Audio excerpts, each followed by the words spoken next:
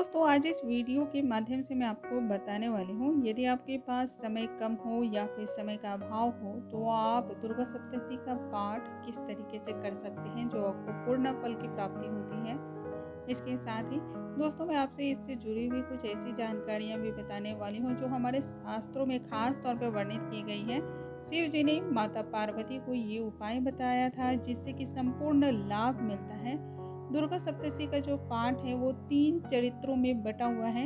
वो किस किस तरह से बटा हुआ है उसे यदि हम जानेंगे तब हम इस बात को भी आगे समझ सकते हैं। दुर्गा सप्तशती का संपूर्ण लाभ क्या है, किस तरीके से हमें इसका संपूर्ण लाभ मिलता है और इसके साथ ही इसके फायदे क्या हैं, इन सभी चीज़ों के बारे में आज मैं आपसे चर्चा करने वाली हूँ। नमस्कार दोस्तों, कैसे हैं आप सभी। उम्मीद करती हूँ आप सभी स्वस्थ होंगे, सुरक्षित होंगे और आप सभी को उत्तम भविष्य की कामना करते हुए आज का ये वीडियो स्टार्ट करती हूँ। नवरात्रि के 9 दिनों में माँ दुर्गा की पूरी विधि विधान के साथ पूजा की जाती है और इस दौरान दुर्गा सप्तशती का भक्त पाठ भी करते हैं। दुर्गा सप्तशती का पाठ ज़्यादातर घरों में हर रोज किया जाता है, लेकिन नवरात्र में इसका पाठ विशेष फलदायी होता है। दुर्गा सप्तशती का पाठ करने में कम से कम 3 घंटे का समय तो लगता ही है, लेकिन आजकल की भागदौड़ भरी जिंदगी में दुर्गा सप्तशती का पूरा पाठ करने के लिए समय ही नहीं बचता है। घर के काम और ऑफिस पर समय पहुंचने के दबाव के चलते कुछ अध्याय या फिर कुछ ऐसे पाठ होते हैं जिन्हें हम नहीं कर पाते हैं, तो हम आपको कम समय में संपूर्ण दुर्गा सप्तशती का पाठ आप संपूर्ण लाभ प्राप्ति के साथ कैसे कर सकते हैं, इसका एक आसान सा उपाय बताने वाले हैं जो स्वयं भगवान शिव ने बताया है। दुर्गा सप्तशती में कुल 13 अध्याय हैं जिनको की 3 चरित्रों में बांटा गया है। हर अध्याय में माँ भगवती की महिमा और उनके रूपों के बारे में वर्णन किया गया है।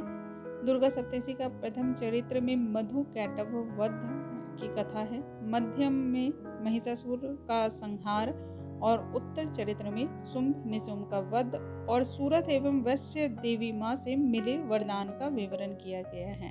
अब इसके बाद आता है कि किस तरीके से आप दुर्गा सप्तशती का संपूर्ण लाभ ले सकते हैं। कम समय में माँ दुर्गा सप्तशती का संपूर्ण लाभ लेने के लिए सबसे पहले आपको कवच पढ़ लेना है। कवच के बाद आपको कीलक पढ़ना है और कीलक के बाद अर्गला श्रोक्त का पाठ कर लेना है। इसके बाद यदि आपके पास समय दुर्गा सप्तशती को पढ़ने का नहीं बच रहा हो या फिर आपके पास समय का अभाव हो, ऐसे में कुंजिका श्रोक्त का पाठ कर लें। बहुत ही कम समय में कुंजिका श्रोक्त का आप पाठ कर सकते हैं।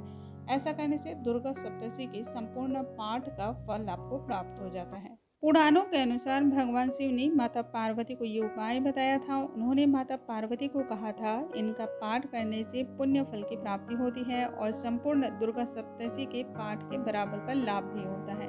भगवान शिव ने ये भी कहा था कि कुंजिका श्रोक्त के सिद्ध किए हुए मंत्र को कभी किसी का अहित करने के लिए प्रयोग नहीं करना चाहिए। ऐसा करने से उस व्यक्ति का ही अहित होता है, तो हमें इस बात का विशेष तौर पर ध्यान रखना चाहिए। नवरात्र में हर रोज दुर्गा सप्तशती का पाठ करने से माँ दुर्गा का आशीर्वाद प्राप्त होता है और हर तरह के संकट से मुक्ति भी मिलती है।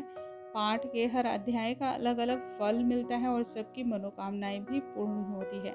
सप्तशती के पाठ के बाद दान तो जरूर करना चाहिए। यदि आप सप्तशती का पाठ कर रहे हैं या फिर दुर्गा पूजा के व्रत के नियमों का पालन कर रहे हैं और इसके बाद यदि आप दान नहीं करते हैं तो ऐसे में आपकी सारी पूजा पाठ की विधि बेकार चली जाती है। इसका कहने का अभिप्राय या फिर मतलब ये बिल्कुल ही नहीं है कि ये दान आप ब्राह्मणों को ही करें।